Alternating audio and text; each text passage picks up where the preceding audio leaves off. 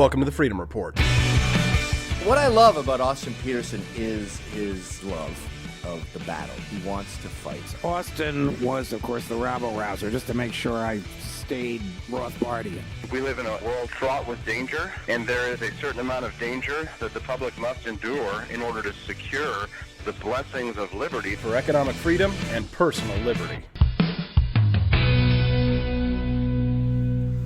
Hello, my name is Austin Petersen, host of the Freedom Report podcast. Thank you so much for listening, folks. Today is Tuesday, December the 18th. And today's podcast is going to be something a little bit different, a special treat for all of you. Ho, ho, ho. Happy holidays. It's the Christmas season here in Kansas City, and I'm here with a couple of my friends to review a documentary film that had a limited screening here in the United States called They Shall Not Grow Old by Peter Jackson. Many of you know Peter Jackson through his filmography, his greatest works, obviously most well known, Lord of the Rings. Peter Jackson directed a World War I documentary film using footage from the Imperial War Museum to basically bring to life some seen and unseen footage from World War I. And I am here with a couple of my friends here in Kansas City who came to see this documentary film, They Shall Not Grow Old, with me. And I'd like to introduce you to them now. Jack, welcome to the Freedom Report podcast. Hello, everyone. I'm Jack Stocker. You may have heard of me from the previous episodes. I am currently here on vacation to celebrate my 21st birthday with Austin, and we went to go see the movie, and that was awesome. And I'm also a writer over at TLR, and you can find me there. I'm also a student in college at Northern Illinois University, but that's about me. Jack and I got acquainted after we met at St. Louis's Young Americans for Liberty conference last year, where I said he had a Richard Spencer haircut. And we've been friends ever since. I referred to him as a famous fascist, or a D-list fascist, Richard Spencer. But Jack and I have been buddies ever since. And if you do recognize his voice, it's possible you may have heard him on one of our Twitch live streams. Jack has been coming in and being a guest host on the the Freedom Report's sister stream, which is our Twitch live stream over at AP for Liberty. You can check us out there. And another friend of the Twitch live stream, and actually someone who I met during my U.S. Senate campaign here, a fellow Missourian, Camellia Plosser. Camellia, welcome to the Freedom Report podcast. Thanks. Hi. Yeah, so Camellia, tell us, how did you get caught up with us tonight to see this documentary film? Just real brief.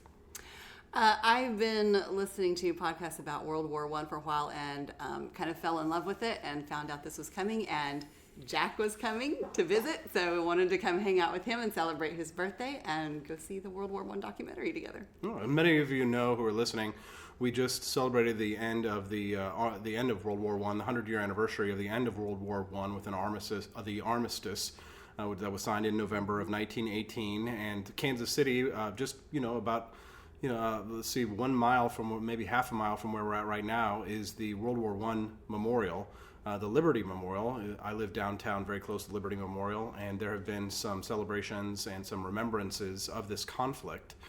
And of course, if you've been, again, following our Twitch live streams, Jack and Camellia and I have been playing and enjoying a game called Battlefield 1, which is a sort of first-person shooter video game rendition of World War I. And we've had some fun live streams. We've done some history live streams surrounding that. And we've been discussing about how World War I what lessons World War I has for us today. So we thought it would be perfect to discuss this documentary film that we just saw. And if you have not had a chance to see it and you're not a fan of spoilers, there will be spoilers in this podcast. So if you don't want to hear some of the wonderful and magical and exciting things that you will want to see for yourself, probably not a good idea for you to listen to this. Jack, did you want to? We'll try and keep it spoiler-free during the first part of it. I doubt we'll be able to really tell when we get into the spoilers, as opposed to some reviews you might hear more formally online. Yeah. But one thing I will say, I think that we can all agree on, go see it. You can see it on the 27th of December. It's going to be in theaters. You can probably find one near you. Go see this movie. I think that we can at least spoil that at the beginning. Yeah, the good news for Peter Jackson and for the documentary filmmakers is that when my dad called, I bought him a special ticket. My dad called me tonight because he got to the theater first and said, "It's all sold out. We can't get in." And I'm like, "Oh no, we had tickets because we planned a month in advance once we heard that the screenings were going to expand beyond the United Kingdom." Camellia helped organize and get this all together, and we had a wonderful time. My father enjoyed it, and there were some moments in the film that I think we gasped in shock. Yes. Because some of the footage I've seen before, some of the explosions, but it was a treat. We saw it in 3D. And we didn't even know that we were going to see it in 3D. But again, spoiler alert here, I'll say this. For me, and I'd like you guys to tell me what you thought, what was your favorite moment, but the moment for me that really stood out was the sort of Judy Garland in Oz moment, the Wizard of Oz moment, when you're traveling, you spend the first part of the documentary where the soldiers are getting prepared for the war, and you're watching this in black and white, and you're seeing things that you're used to seeing until finally you reach the front, and we have a Wizard of Oz moment. And all of a sudden we go from the old footage and we're in the new footage that Peter Jackson has restored. And it was, I think I let out an audible gasp because it was just so stark to see these men who didn't seem real before. They didn't seem quite human. They seemed more robotic. But to see them in living color and to see them moving at a frame rate such as it was, I was shocked. So my favorite moment was the first reveal. What was your favorite moment, Camellia? That was mine too, because I mean, you know, when you move from that, it just everything came to life, and it really was breathtaking, and the colors were done so well, and they were so vivid that, I mean, you could imagine yourself being there. What about you, Jack? I'm actually going to go a bit against the grain from these two. My favorite moment was much later in the film, during the end of the war, where they symbolize it. And here's a really beautiful part about the production. The sound, pretty much from the start of entering the war till that moment, had been near constant shell fire, and then it just stops all at once. The last shell falls, and it lingers just a second long enough that you feel the impact of that end, and you feel the sort of silence that comes forth from that, and it really sets in that feeling of the end of the war, the sort of near shocked, if not just right out shocked, reality that sets in for all of these men who'd been fighting for 4 years at that point. The money that I spent on these tickets was probably one of the best values I've ever spent on a theater ticket, simply because not only did you get to see the documentary film, but Peter Jackson was gracious enough to offer us another 30-minute documentary after the completion of the original to show us how he made it. That was amazing. Yeah. And this will be included in the 27th showing, if I recall correctly from what he said. It's going to be part of the exclusive showings, so if you want to catch that, go do that. But it's really great because it goes into the details of how they made this stuff, how they restored it, they colorized it, the amount of detail that went into it. I mean, you also get to see a good look at Peter Jackson's dedication of this. He had an entire wardrobe of World War I stuff. He had a whole collection that puts Austin's collection to shame. Yeah, for the uniforms and the beautiful war memorabilia, he had all these magazines. He had a cannon. He had artillery. Right? Yeah, he had his World War I laying around, as you do. But you know, it was fun to watch them doing the Foley. You know, how they basically were making the sound effects. You know, the mud, the sloshing through the mud in order to give you that impression. And I mean, and the cinematography was one thing, but I think what was really exciting and terrifying was the revelations of the way that these men died, because it's kind of like with the Civil War in the United States, where 650,000 Americans died, but it was the vast majority of them that died from disease. One of the stories that really struck out to me was the fact that if you stepped off of the wooden path that they had put through the mud and you sunk down, you were gone. I mean, you could be just outside of arm's reach and no one would be able to get to you. I mean, what an absolute horror to live in. I can't imagine how the kind of fear that it would instill in you if you were one of the soldiers on the boards who saw someone you knew who was just too far out in the mud and you couldn't get them. It's like a Titanic scenario, like a disaster, a natural disaster, not just a man-made disaster in a way, right? Yeah. One huge thing about it too is just kind of what really set in, what really hit me is the reaction of these men to this stuff. Like, going into the war, they were excited. In the war, it just kind of became life because, I just turned 21. And these guys, they're from the ages of 15 to 19 to 20 to 21 like me. And seeing people like this who haven't lived their lives at all going through this kind of stuff, that this happened for so long that it becomes part of their lives, really sets in a way that I know I could never understand that. That I don't think anyone in this room could ever hope to understand that kind of reality. And I think that's a huge part of this that is driven home by Peter Jackson because he wanted to make sure people understood that. One of the defining features of the film is the fact that it's told strictly from a British viewpoint. And I was a little surprised at that, because usually when you watch like a World War I documentary or you watch a war film, they're going to try and give a balanced approach to show what the different sides, were faced with. But Peter Jackson sort of explained that the differences weren't really all that much. Once you got out onto the front where in the fighting, everybody was sort of in the same scenario in a way. So, Camellia, did you feel like it detracted at all from being a sort of like monolithic view, or do you think that that did you have any problems at all with it being just a simple British point of view? Do you think he offered a really balanced view? Yeah, I think that it was fine, because the experience of the British that's going to be the same as the experience of anybody else that was out there on the front lines. I mean, they all lived in the same squalor in the trenches. Mm-hmm. Well, one of the interesting things too is how they got the color right. And when you're watching colorized footage, you always think to yourself, "Oh, well, it's just grass and and it's just uniforms." But Peter kind of described that it was actually really difficult to get khaki colors for the British uniforms right, or to get the gray uniforms for the Germans right, because it seems like just plain colors, but within the color khaki is green and brown and yellow, and so in order to have the proper color for this, you think, oh, well, you just do khaki, but it's actually a really difficult and complex color to initiate. And then, of course, the grass. And then what we actually saw was how he went and got about getting the grass right.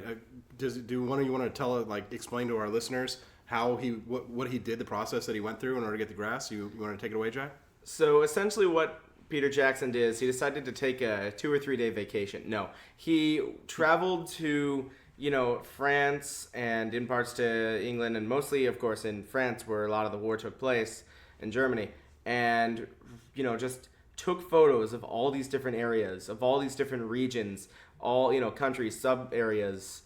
Even took photos of one particular street or one particular sunken area where he actually had a shot in the film, and he found it, and he knew where it was, so he could get that photo and got the colors in there just right, because it remains virtually unchanged 100 years later. And doing that made a lot of sense, because in large part what he explains is the greens in New Zealand, the greens in America, the greens in England and France, they're all different. I'll tell you from experience, they're different. I've been to France. It is a very different way. It looks entirely different, and it's hard to explain unless you've seen it. But that's kind of the reality. So you really want to get that extra dedication.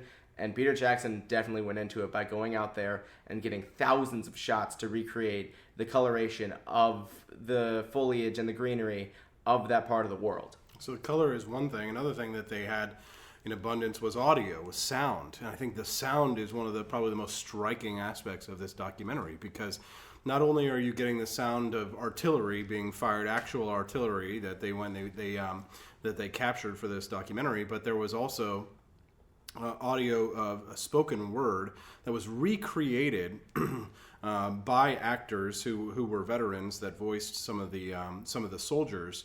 But there was one particular story that really stood out, and it was the soldier who was reading the pep talk. Camellia, what did you think about that? And can you kind of describe for us what it was Peter Jackson discovered? Well, when they watched the video, it was hard to tell what he was saying because of the angle. British officer, yeah. Right, the British officer. And so they went through all of the archive information, and they ended up finding a sheet of paper that had basically a pep talk for the troops, and they read it through, lined it up, and figured out that it was the exact same thing. And so that's how they ended up being able to voice over that section. And it was astonishing because Peter Jackson had revealed that he had actually seen this little bit of footage many times, and no one had known what it was the officer was reading to the troops. And all of a sudden, he finds this note from the War Department that was the pep talk, and he was able to narrow it down and to have narrated this pep talk that this British officer was giving to the soldiers the day before they died. So the audio is very striking. The sounds that you hear, it's not just the visuals and the beautiful colors and the cinematic way that he sort of paints things, but it was also what you were hearing in the documentary that made a profound impact.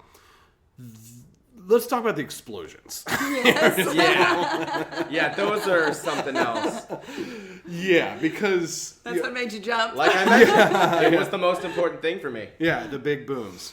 Yeah, were there any moments of the explosions that really stood out for you that really like gave you pause or like made you think?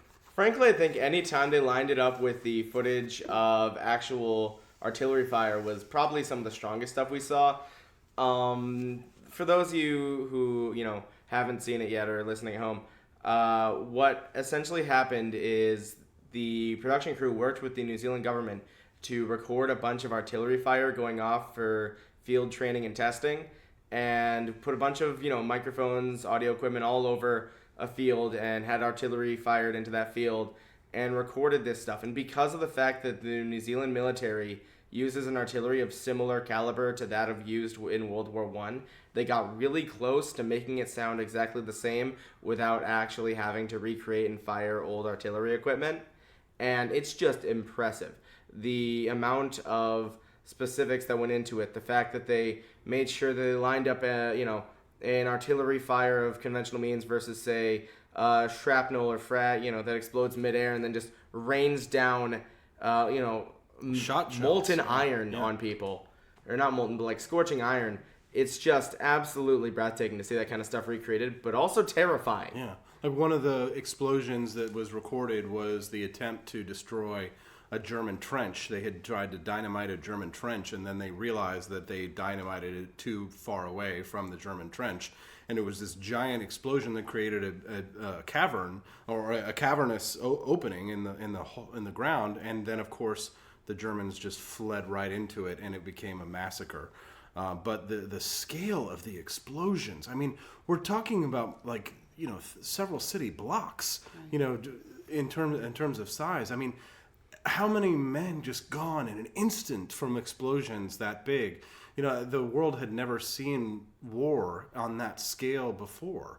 You want to say something, Camellia? Well, and I was going to say, and there were many who were killed just by the dirt, the ground that was displaced and coming down. I mean, when it showed that, there was just huge walls of ground in the air, and it was massive. It's hard to imagine. So the documentary "They Shall Not Grow Old" gets a perfect score for me on the documentary film level because I think what was interesting, and we'll talk about the politics and the history and philosophy of World War I in just a few minutes, but it wasn't a political film. It wasn't a documentary. It wasn't about the British side of the war. It wasn't about the Germans. It was about the human side. The human side. The human spirit. It was about the men and their stories, and that's illustrated by the fact that they actually had, from the BBC, recorded interviews from veterans of World War I that had told their stories. But what I thought was interesting was that Peter Jackson had said what we selected for this film wasn't, just the war stories. It was really just the mundane, the things that they did. What they did is, what did they eat? How did they make their food? At one point we saw a little campfire. The tea was being brewed in a little side wall where they had like little matchsticks that they were using to heat up the tea. And then, of course, nobody could cook, so they made horrible stew. And then they would mete out the stew from like these like giant like coolers that look like, right? And then when they drank water, they would drink it out of gas cans. Well, my favorite is, the fact that their machine guns were water cooled, so they'd take out the boiling water now inside the water cooled gun and make tea out of it. Because of course a Brit has to make tea, but yeah, they gotta brew up. I think that Peter Jackson was right when he said, this is a movie made by a non-historian for non-historians. Mm-hmm. He didn't include any historians' intakes. It was entirely those interviews that were the basis of any kind of explanations that were going on. Mm-hmm. Because like Austin said, it was a story of the mundane. It was the daily lives, and it really wanted to put you in sort of at least a snapshot of the perspective of these people. Because, when they come home, they were raised apart. They were not any more members of ordinary life, and they could never hope to be. Camellia, did this documentary show you a side of the war that you had never kind of seen before, would you say? I think so. And to me, probably the most amazing part is how they can keep smiling and joking through all there was of a lot the of laughter. horrors. Yeah. Yes. I mean, to me, that really shows the human spirit. I mean, some men went in willingly to this war. Other men were shamed into it with the white feather and... Whoa! Now that's the politics of the war. We'll Yeah. talk about that here in just a moment about the white feather, the insufferable "see you next Tuesdays" that was the preparing to be the feminist movement, the women's suffrage movement. They were the ones who were out there encouraging men to go to war. But we'll talk about that in a moment. But stick to the documentary such as it was. Jack, did you see a side of the war that you had never seen before? I feel like I had a general understanding of the true horror of war because I've gone a lot of, the extra mile to understand that perspective in a more modern sense, but we always knew that war made people into this way.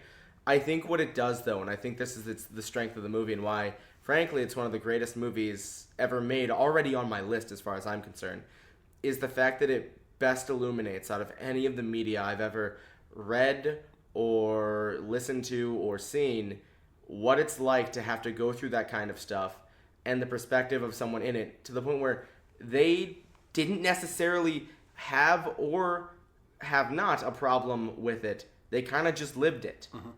I think that's something that a lot of people don't understand about war, and being someone who hasn't been in it, I can't understand that perspective, but I can at least see it from the outside and say, oh, I'll never get this. And I think that's something everyone needs to get about war. Mm-hmm.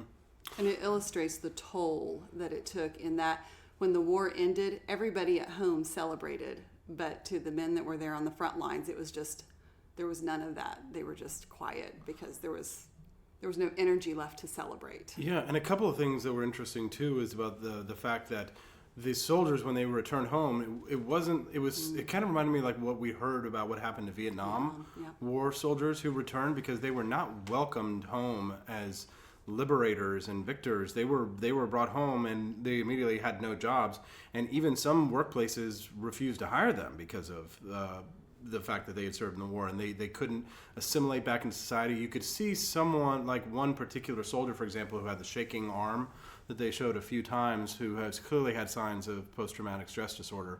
And it's sort of a foreshadowing of the same kinds of problems that many of our current service members still face. But of course, in World War I, we had no understanding of those kinds of diseases. I mean, for all we know, they could have taken that man back and court-martialed him. Everybody else that was walking out was clearly wounded, and all he had was a shaky arm. You can imagine that at the time, basic understanding of medical science, they would have said, well, there's not a scratch on your body, mate. Get back out there and drill Fritz, So it just kind of goes to show that, that we are not far removed from the barbarity of the world wars. We are not far removed from the horrors and the evils of the world wars. And the horror and the evil of World War I think, takes back step from World War II in many respects. And I think documentaries like this do a good job of giving people an insight into one of the forgotten wars of American history, of world history. So now we've focused mostly on the documentary and the technical aspects of the documentary. I'd like to put a pin on it and close that, and we'll leave a bookmark it, and maybe we can discuss it for the rest of this discussion. But I'd like to have a little bit of a broader discussion for a few minutes with the three of us about what lessons there are from World War I. So I guess my first question is for you, Jack. What do you think are some of the biggest takeaways of World War I, either politically or philosophically? To you, what is it about World War I that stands out the most, that you take away from it, that really attracts you and that you find the most interesting, perhaps? In a political sense? Whatever you like. I suppose that at the end of the day, the people who fought the wars didn't know why they were fighting. I mean, I think that's the case about human history. Any war that's ever been fought was because of a bunch of aristocrats determining how the world should work. Mm-hmm. And I think that in large part it plays to my individualist heartstrings, I suppose, that I see the people who are fighting and they don't care. They don't necessarily want to fight the war. They don't know why, but they know they have to because of a sort of sense of the nation. And more importantly, in the case of the First World War, you see the rise of globalism. In large part, this is a war caused not by nationalism, as many will say, but as a rare few will say globalism, because the war started not because there was one side fighting another over a nationalistic fervor, but because of the entangling alliances between nations that drove every single one after another, into this conflict. And that's what made it an escalated conflict, because while there's a lot of danger in both nationalism and globalism, only one can make a minor conflict into a world conflict that, quite frankly, scared half the world into realizing that this kind of danger is coming. It was the last war of empires, and what's interesting to me is that the sort of naked desire for conquest was just that, naked. It was much more blatant. The reasons why in World War I and to a degree in World War II, the reasons why nations acted was in their own what perceived best interests. So we don't like to say publicly, or unless you work for Democracy Now! Or some leftist outfit, that the war in Iraq and Afghanistan are mostly about the oil pipelines. But in World War I, the entire reason for the British going to war with the Turks was for the control of the oil fields in the Middle East. And we look for more lofty reasons for us to engage in wars of conquest in the modern era. But in World War I, the last war of empires, I think there was a desire by the aristocrats of those nations to maintain their holds on powers as they felt it slipping away. I mean, look at Russia as a perfect example. Tsar Nicholas II probably saw in World War I an opportunity for him to make a name for himself, for him to prove himself, coming from a long line of warriors. He was very much shown to be wanting, and the rise of Bolshevism and Menshevism.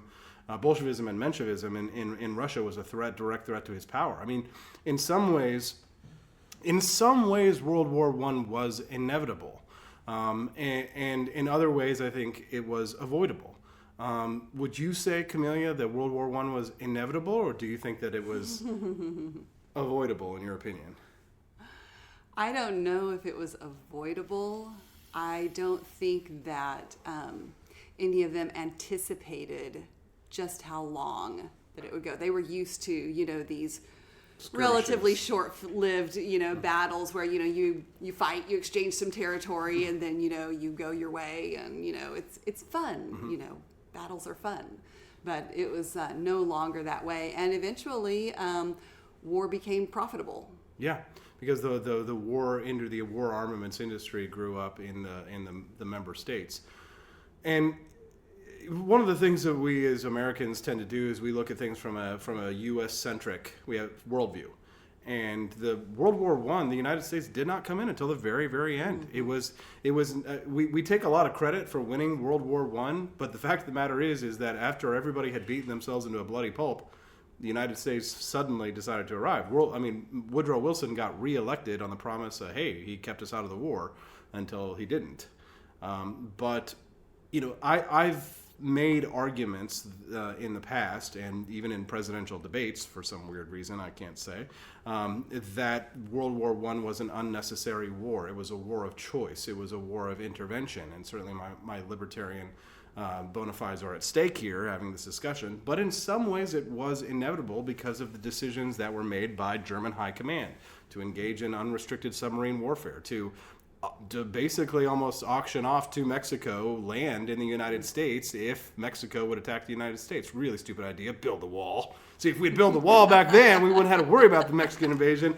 For those of you who don't know, Austin stared daggers at me for that one. But we'll leave that discussion for another day. How about that? Well, can we all agree that Woodrow Wilson was the worst president in American history? I think so. Recent American history. I don't know. There's a lot of bad ones out there. Yeah, Zachary Tyler But he's in the top 5, top 6, tops. Definitely. In my opinion, Woodrow Wilson's the worst president, not just because of his war policy, but because of his domestic policy as well.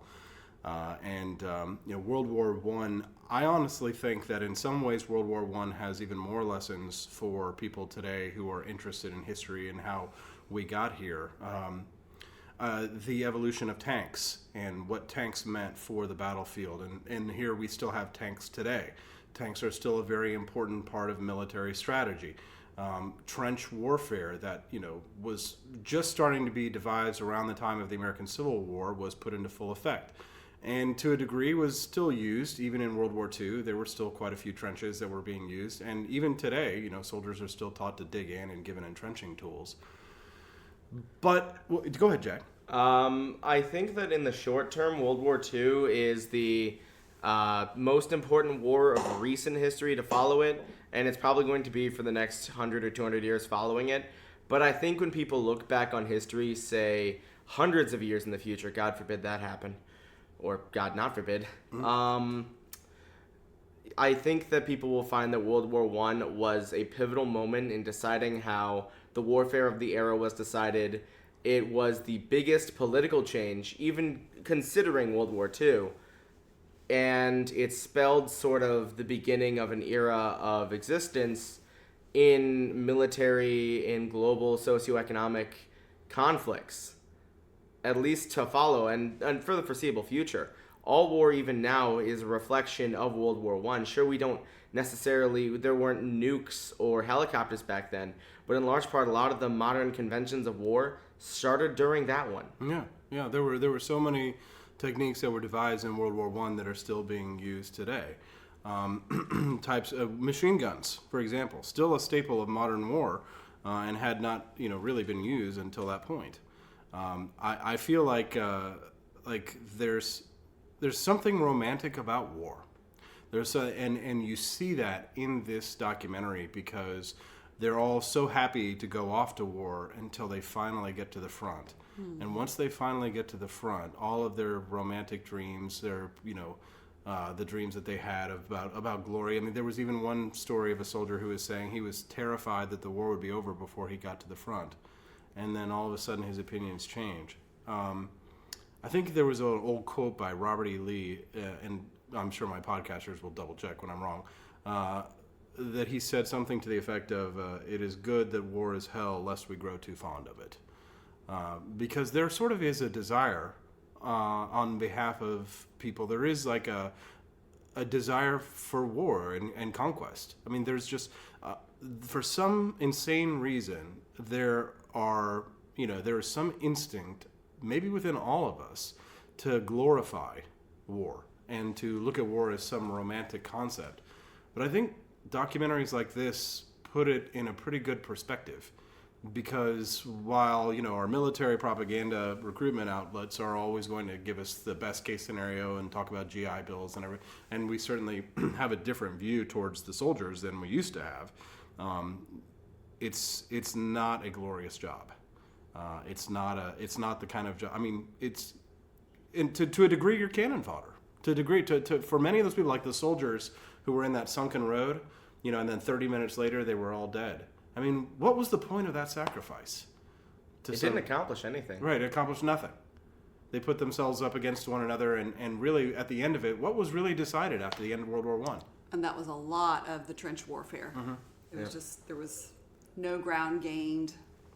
Well, and pointless. It shows, again, the issue which I've always personally had with war, which is especially early war, but even now it still happens. Aristocrats deciding how the peasants will die. Yeah. I mean, the people who were responsible for the war, their punishments were, compared to the people who died, very much muted, very much weak, very much limp, as I'll use that term. And frankly, it illuminates a good part of history, the nature of being a frontline peon, as it would be, according to them. And that's one thing I like about modern films, especially in modern war films. They really show that desperation, that heartache, that pain that soldiers go through. And I think that that's one great thing that our films have done for us in recent history. Because you have even, for example, last year, Dunkirk. I think Dunkirk is a great film and the best film of 2017, going off on a quick side tangent, because it shows the desperation of war, of conflict, of battle, the hell that people go through, going through that in even so much of a short time as a couple days, and span that over the course of several years, and you truly get just an understanding from that snapshot of what hell on earth looks like.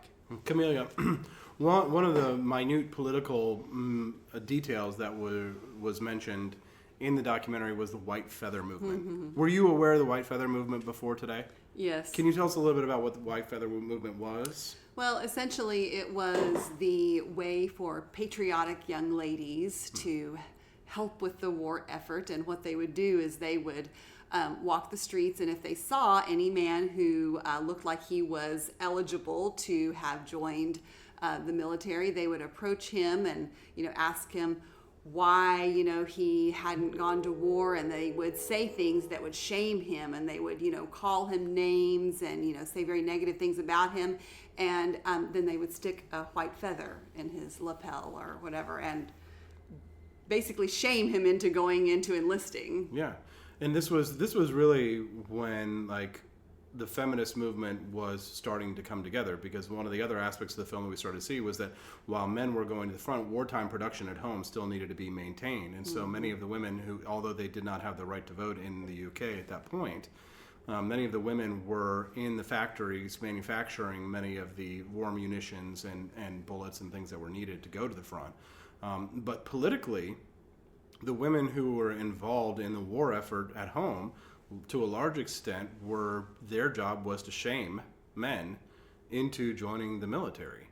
And it's incredible to me that people are so willing to sacrifice other people's lives when their own lives really aren't much at risk. There's something, I don't know, I can't say unchivalrous, because there's no set of code of behavior that's a set of obligatory responsibilities from females to males as there is the other way around. There's sort of an obligation that men have towards women that, war sort of, it manifests the set of obligations that men have towards women. I think war in some ways manifests it in the ugliest possible way. Well, and that's what they were doing, is they were basically telling them that they weren't chivalrous, that they weren't doing their manly duty. Right. By going to war and defending the women. Right. When we visited the World War I museum, one of the posters that we saw was a poster of a woman with her baby sinking to the bottom of the ocean saying, "Enlist now." I mean, there's nothing that tugs on the heartstrings of men more than to see innocent women and children suffering. But I guess what changed perhaps between World War I and World War II is the concept that there really are no civilians in war. Because once the understanding was made that if you are part of a munitions facility, if you are part of a facility that manufactures metal for tanks, you become a legitimate military target. So all of a sudden, it's no longer a chivalrous war. It's not like the Napoleonic Wars, where the British and the Austrians are going to war, and the French and all of these empires are going to war. Now all of a sudden, it's an entire nation is being mobilized to go to war. That's one of probably the biggest changes that happened with World War I, is that all of a sudden it's complete and total mobilization of our economy and of the people who wouldn't normally be involved in a conflict in any way, shape, or form. It's sad, it's devastating, and it's shaped the world that we live in today. Jack, did you want to... One fun fact, actually, and I think this is a good history bit, and people will correct me if I'm wrong, but I'm pretty sure I'm not, is that during the White Feather movement, they would actually start going after, whether intentionally or not, I think it was unintentionally, medical leave soldiers, those who were at home, or those who were even on a regular leave, because some of that would happen, although it was a lot more rare in World War I. Those people who were home on that medical situation, or had a viable reason, or looked young but were old, oftentimes they would be awarded a medal that actually showed they were home for a good reason, that these people are here reasonably speaking, and it was to prevent the sort of negative effects of the White Feather movement, because those people didn't care. When it's not your life on the line, you don't take the time to discriminate those who you can target. And I think that the behavior ultimately can be called uncouth, and I think that is probably the best word to use, because there's no good word to describe it. Well, I think probably one of the concepts that we don't discuss is the concept of just how disposable these men's lives were to not just their own governments, but to their fellow countrymen. Because when they returned home, the way that they were treated by the civilians, it's not like today. The kind of patriotic fervor that we have towards our soldiers just didn't exist at the time. And sometimes I think in our modern age we go a little too far even with the patriotism, or I won't say patriotism, but I'll say perhaps with nationalism, and it's amazing to me that so many men died. When my father and I, whenever we go to Washington D.C., he was a Vietnam era veteran. We go to the wall and he sees his buddies' names on the wall, and he always cries. And my father is a conservative, okay? He's not some leftist, hippie, liberal, anti-war type. But he never doesn't say, that was pointless. He always says, well, this was pointless. I mean, what was the point of all of this conflict and fighting? What did it really gain? All it did was give us another grander conflict of even more of greater scale and a higher death count and more efficient ways to kill each other. All of the weapons that were developed in World War I were developed as a way, they were argued that they would save lives. The argument was that we were supposed to reduce the number of people who would die, at least on our side. But all it did was expand with using gas warfare, and then eventually World War II, to nukes and cluster bombs and fire bombs. That all we've done is found new ways to kill even more people. We haven't reduced the conflict in many ways at all. But then again, of course, if you look at the number of people who die in armed conflicts, it's much less today than it was, back in the 20th century. So there's a lot of paradoxes too with some of the philosophical problems and the historical issues that you look at with World War I. So I'm going to give you guys both now your chance to give your final thoughts on the documentary and on World War I, and then I'll wrap it up. Camellia, would you like to start for us and tell us just your final thoughts on the documentary, your key takeaways, anything that you'd like to say or add as we put a button on the end of the war? I think that it was just done very well in terms of making it real to imagine that you could be there. I mean, the sound was big. Mm-hmm. I mean, when the explosions happened, you jumped because you got a little taste. Rumbled in your heart. Right. Yeah. You got a little taste of what they, heard day in, day out, and felt the ground shake around them, and, where silence was odd for them. Mm-hmm. And so I think that brought that home very well. And the leaps that were made in technology during World War I and how long it went on and those issues that they grappled with really set the stage. And it just, the sheer number of lives that were lost. I mean, for the British alone, it was 1 million, and they were small. So it was a lot. Yeah. Jack, final thoughts. I think that this is one of the, as I've said, best movies ever made. Peter Jackson came at this project with a sort of humility that I think can't be truly expressed in words, but can only be expressed in the actions of his work. Every single part of it comes together to really make you understand what this war is about, what this war is like, and brings you through the journey of it in a very short time, but you feel every single second just drag on in a way that lets you understand, at least even if a moment, what this kind of stuff is like and what it means to go through it. And I think that's the strength of this movie. The thing about movies is that it's all about sights and sounds. Film is about sights and sounds, but we have these other senses that aren't typically used or thought about during films. And one of the senses that was activated for me, at least, was the smell. Because two things really stood out for me is the amount of mud that was everywhere. The mud and the bodies and the things that they discussed, or the dead horses. And they talked about, if you've ever smelled a dead mouse, you think about the smell of a dead mouse and then magnify it times 1,000, and that's what it smelled like to have all of the dead horses. So the blood and the mud and the death, I think that seeing and hearing it in such a realistic way, I could almost smell the battlefield. I could almost smell the powder and the gun smoke that was crossing the fields. And when we saw the gas creeping across the fields, it looked filthy. Just disgusting, like a stinking, disgusting cloud of death sweeping over. You could almost smell it. And so I think that and then of course one comedic part, again, spoiler alert, how did they take a shit? The soldiers sat on a giant log or a stick. What happens when you get What dysentery? happens? Right. And so there would be four of them, four British soldiers sitting on there with their asses and their balls hanging out, and they're taking a shit off the end. And then, of course, there was one moment where the board cracked and they all fell into the shit, and they had to bring them out all slimy. I could almost smell it the moment that occurred. So you know that a film is powerful when not only do you see beautiful things that delight your visual senses, not only do you hear and feel sounds that delight your audio senses, but a good film you can almost smell. And Peter Jackson's They Shall Not Grow Old is one of those films that is so good that you can almost smell it, that you're almost there.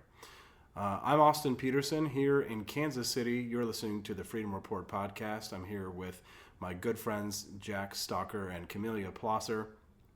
I would like to say that personally, I think this is a great documentary. It's definitely one of the best documentaries I've ever seen. I would like to highly recommend. Jack, when did they say that the other screening was going to be here in the United States? There's a chance for our listeners to see it if they would like. December 27th. December 27th. Don't do what some people probably did and show up to the theater and think you're going to get a ticket, because it's a very limited screening and the interest is pretty high. The First World War ended 100 years ago this year, this November. And I hope that this podcast has inspired you to learn a little bit more about World War I. And if you'd like to participate with Jack and Camellia and I in some of our historical, philosophical, and just fun hangout sessions, you can always find us usually on weeknights and definitely weekends on our Twitch account, twitch.com/AP for Liberty. It has been a delight to have this experience with my good friends. I'd like to wish you all a very Merry Christmas and a Happy New Year. Thanks so much for listening. Don't forget to subscribe on iTunes, Stitcher, SoundCloud, and Podbean. If you'd like to support podcasts, more of the Freedom Report podcast, you can do so at patreon.com/AP for Liberty. Basically, if you type in AP for Liberty on any social network, you're going to find me there. Thanks so much, and have a happy Christmas and a Merry New Year. All right? Yeet.